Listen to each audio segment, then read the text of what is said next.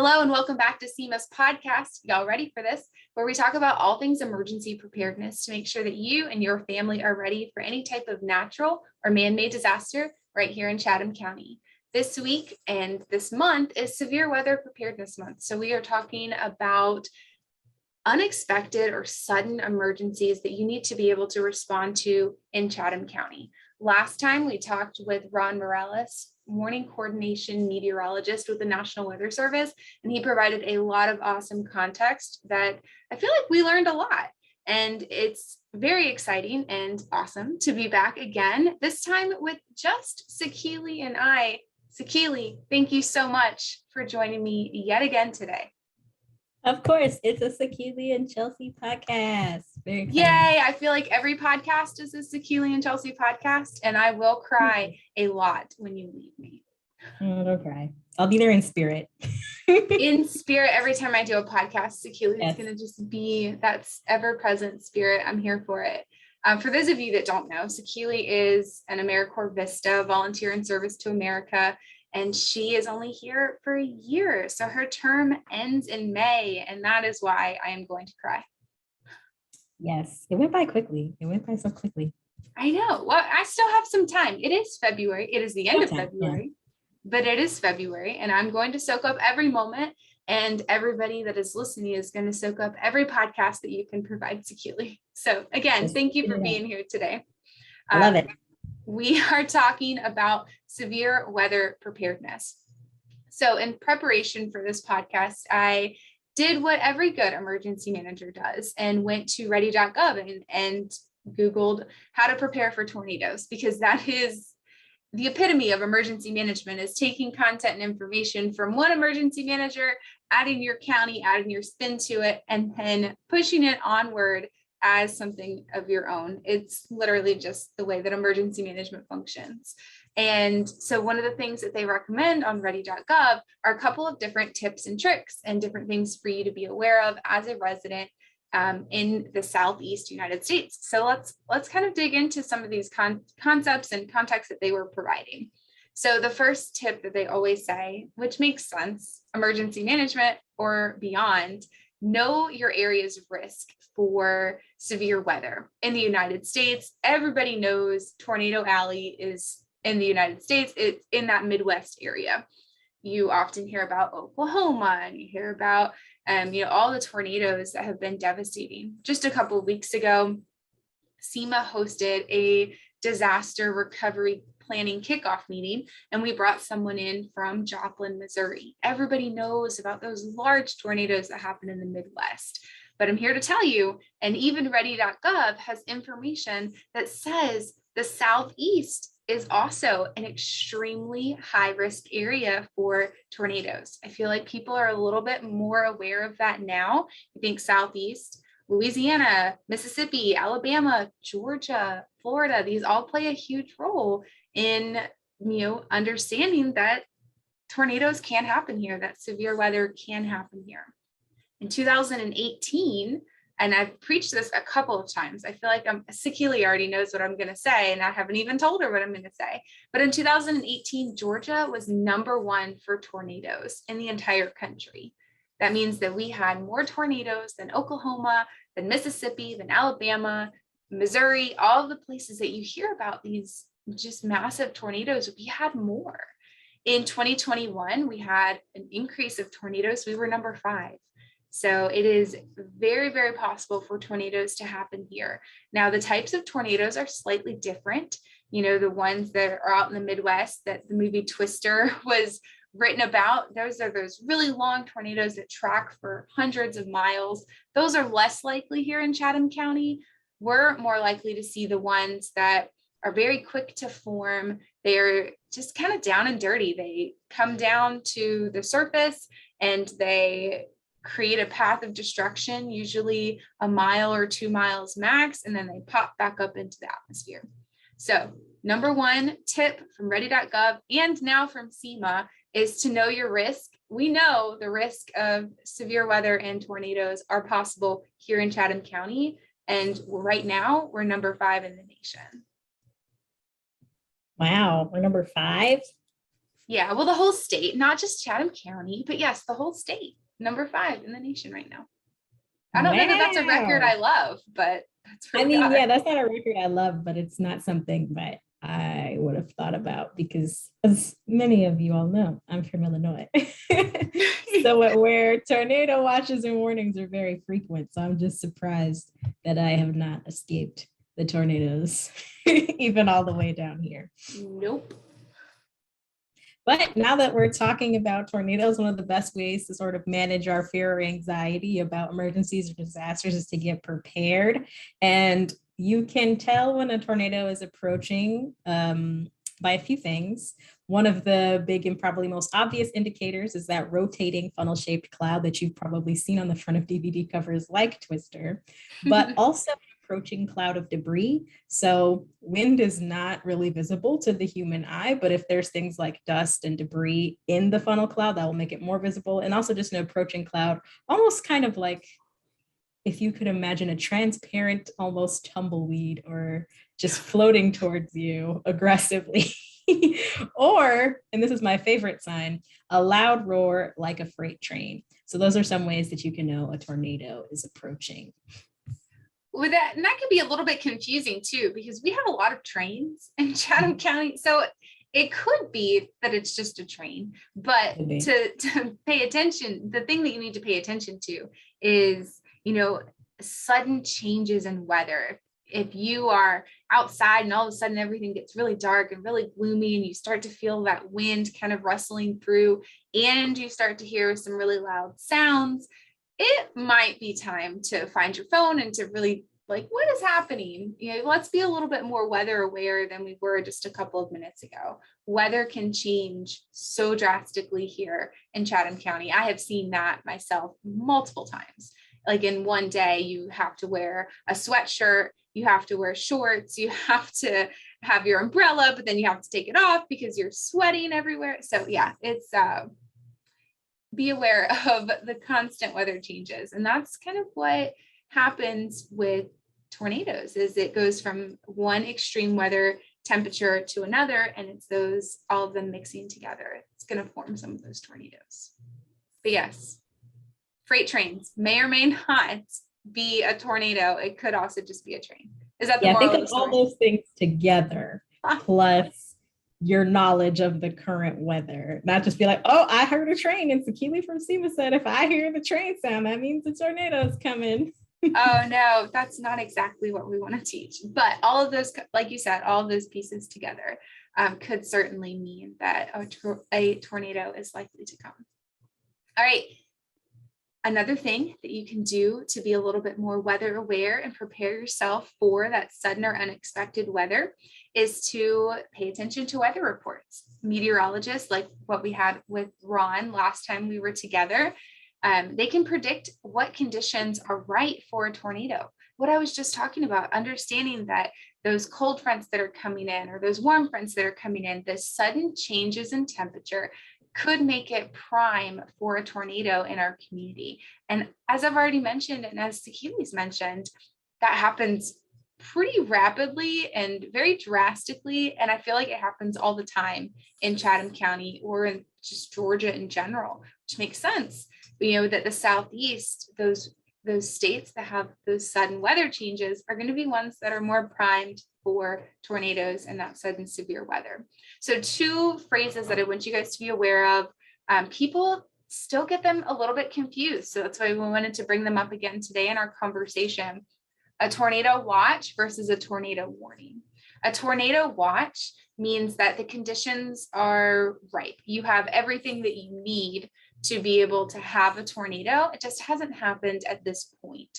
So tornado watches are typically a large swath of land. So when the National Weather Service puts out a tornado watch, it will likely cover more than just Chatham County. It may go into South Carolina or stretch farther down into Georgia. So a tornado watch means that all of the conditions are there. I like to think of it, and Sakile's going to love this, I like to think of it as a cupcake watch. You have all of the ingredients to make a cupcake. You could totally make cupcakes if you really wanted to, but you haven't done it yet. Your kid hasn't hounded you enough. your husband, your spouse, whomever has not hounded you enough that you need to make these cupcakes. All the ingredients are there, but you haven't done it yet. Isn't that great, Sakile? I always love the cupcake analogy. Yes. Yeah. Who doesn't love cupcakes? Everything's there. You just haven't done it yet. All right. A tornado warning means that it is happening, it is imminent, or it is already kind of gone through it's what it's going to do.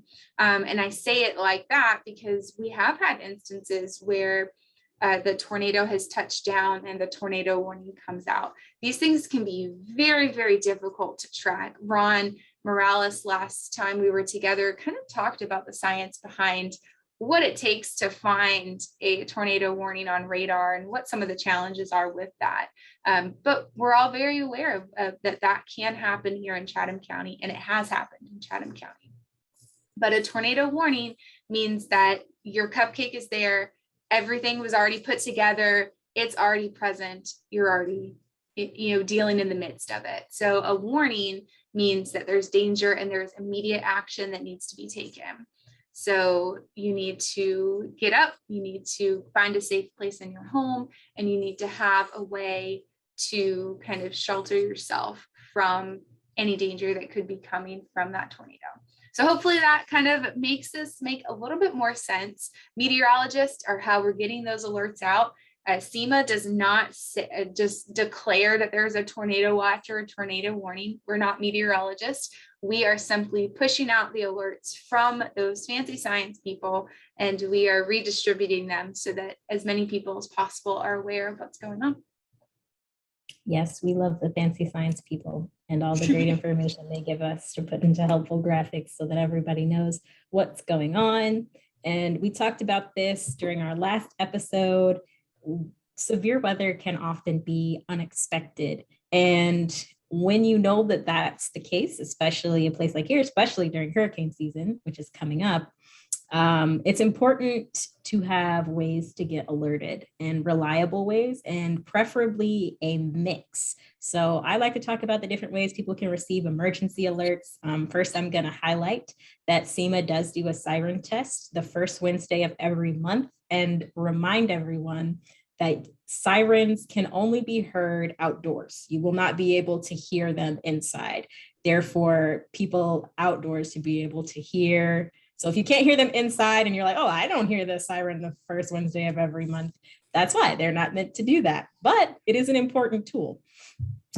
There's also the NOAA Weather Radio, which is considered the voice of the National Weather Service. You can purchase a NOAA Weather Radio even on Amazon and multiple other sources. I really like the NOAA Weather Radio because you can have it do voice alerts. It can also have a display of different alerts like tornado watches versus warnings on the screen, along with like the voice alerting you. And if you're worried about missing that, although I will say the voice alert is pretty loud, there's also an extension that has like a pillow shaker and strobe lights so that it will wake you up in the case of important alerts. And you can select on the radio, which ones that you want to hear about. There's also a lot of mobile apps that you can use. So FEMA has one, Red Cross has one. And I also really like WeatherBug, which also has like the radar, and it can show you the map of where different storms are.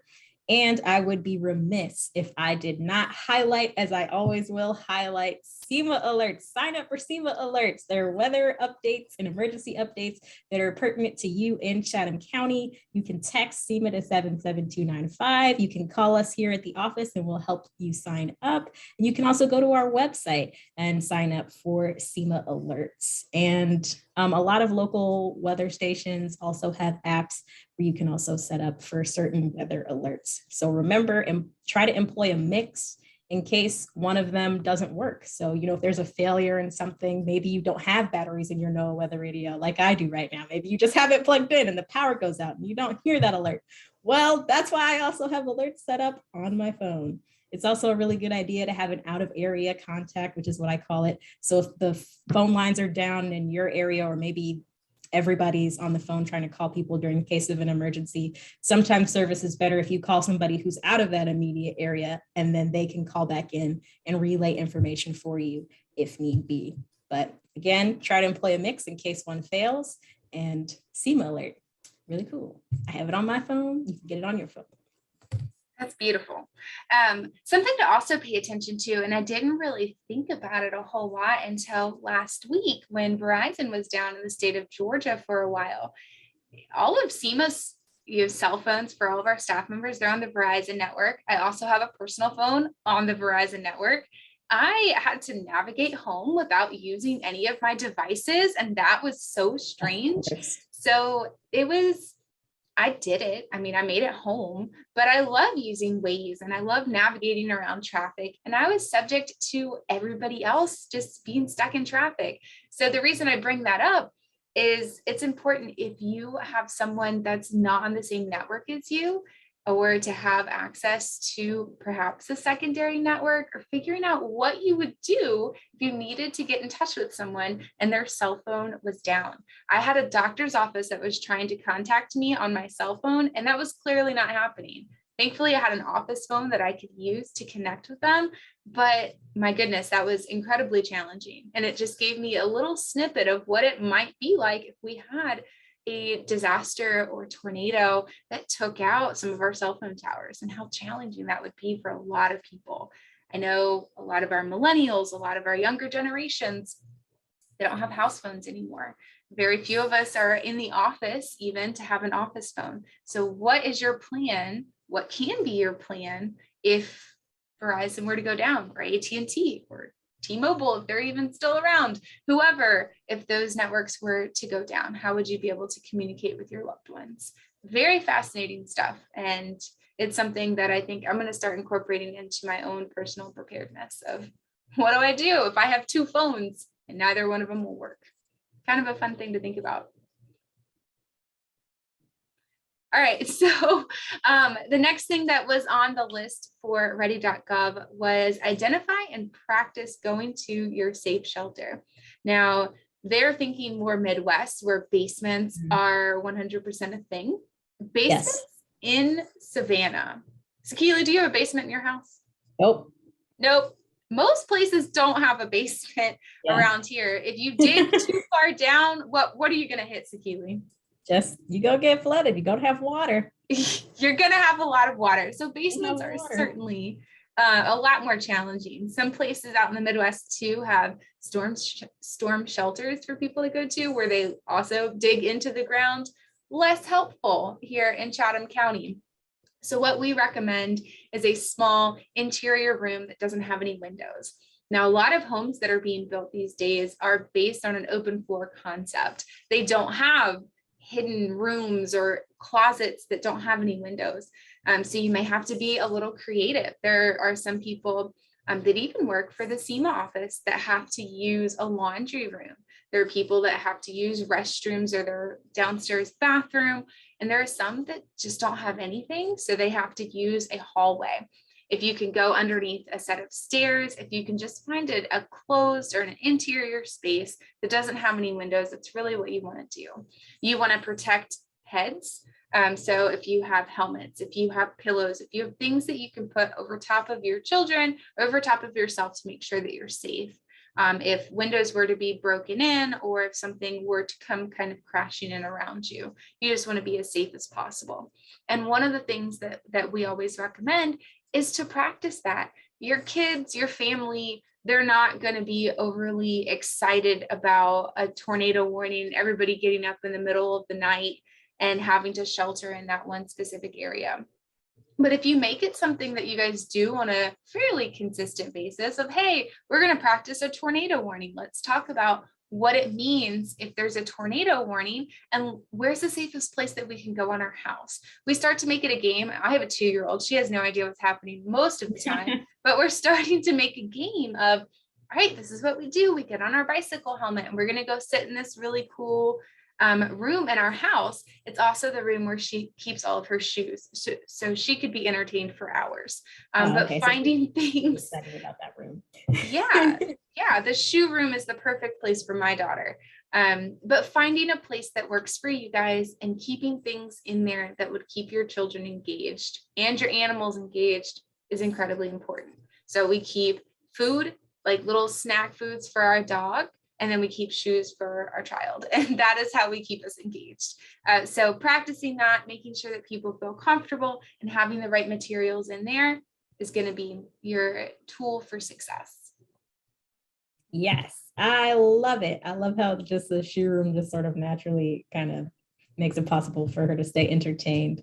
And you guys know that I was going to throw this in because we all know how much I love pets and pet preparedness. So here it goes. You got to include your pets in your emergency plan.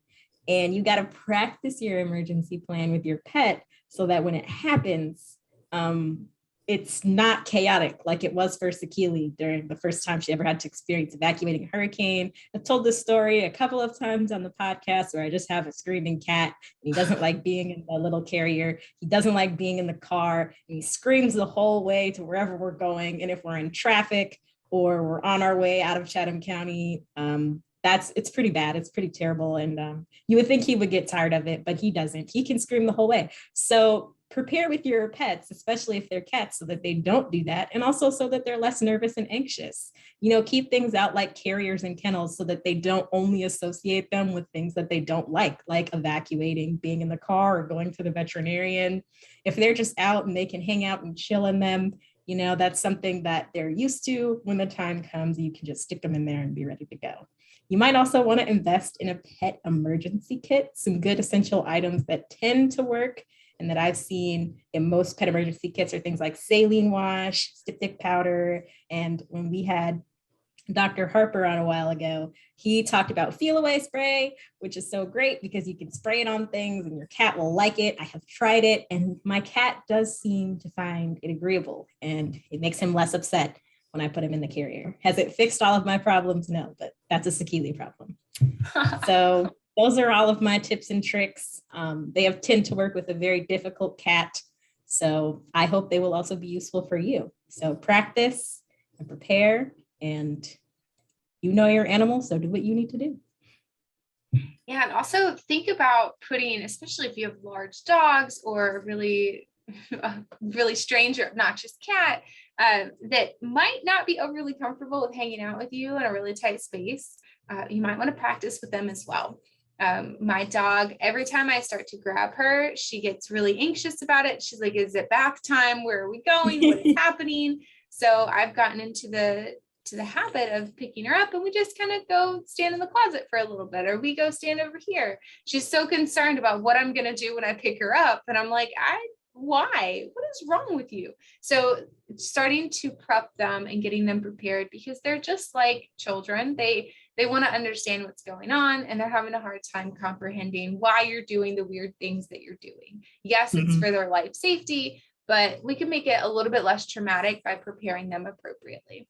And it just takes a couple of minutes and you guys can be on your way and back to swatting at random things off of your cabinets and being their normal cat or dog self. Makes it just a little bit easier. All right, Sakile, I think this worked out very well. I feel personally a little bit more prepared. Listeners, I hope you guys do too. This wraps up our severe weather preparedness month. In the month of March, I can't believe that we're already heading into March. Just next week, we are going to be talking about planning. I love the little phrase that we have. It's not luck, it's planning.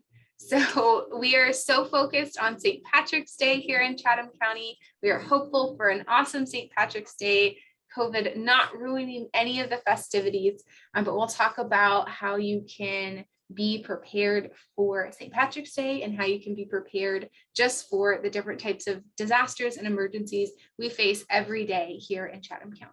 So until then, Sakile, anything that you would like to say as parting words? It's not luck, it's planning. That's beautiful. That's beautiful. I love it. All right. Well, thank you, listeners. We will see you next time. Be safe, make good choices, and do awesome things. Bye, guys.